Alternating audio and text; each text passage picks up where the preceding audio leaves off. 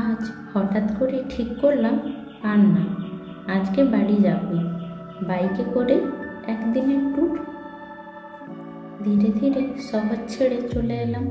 গ্রামের রাস্তা, নদী, ধানক্ষেত আর সুন্দরবন মানে নদী চারিদিকে, চেনা গাছ, পুকুর, গ্রামের হাওয়া।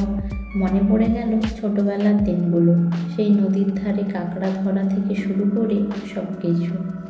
প্রায় 80 কিলোমিটার রাস্তা, কিন্তু মন যেন আগেই পৌঁছে গিয়েছিল বাড়ি। মা দরজা খুলতেই হেসে বলল, হঠাৎ? আমি বললাম, তোমার রান্না খেতে মন চেয়েছে।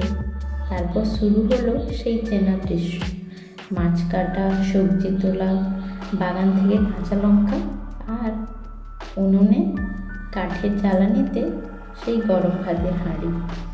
জীবনে সব স্ট্রেস যেন মায়ের এক প্লেট খাবারে গলে যায়। খাওয়া শেষ হতেই মা বলল, খালি হাতে যাবে নাকি?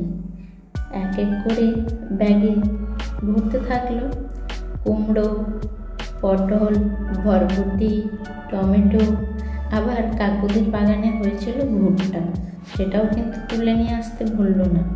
সাথে মাছ আর মাংস দুটোই তো আছেই। একটা ছোট্ট ব্যাগ, তবু যেন মায়ের সবটুকু ভালোবাসা দিয়ে ভরে দিল। বলে দিল, বাড়িতে রান্না করে খাস, আর পৌঁছে গেলে আমায় কিন্তু ফোন করিস।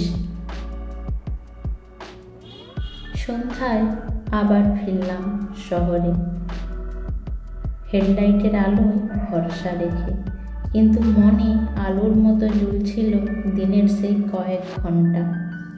একটুখানি সময়, কিন্তু সারা দিনের শান্তি। একদিনে যাওয়া আসা কষ্টের হতেই পারে, কিন্তু বাড়ির ছোঁয়া পেলে সব ক্লান্তি মুছে যায়। সবার হাসি মুখগুলো যখন দেখি, বিশেষ করে ঠাকুমা আমাদেরকে সত্যি খুব মিস করে।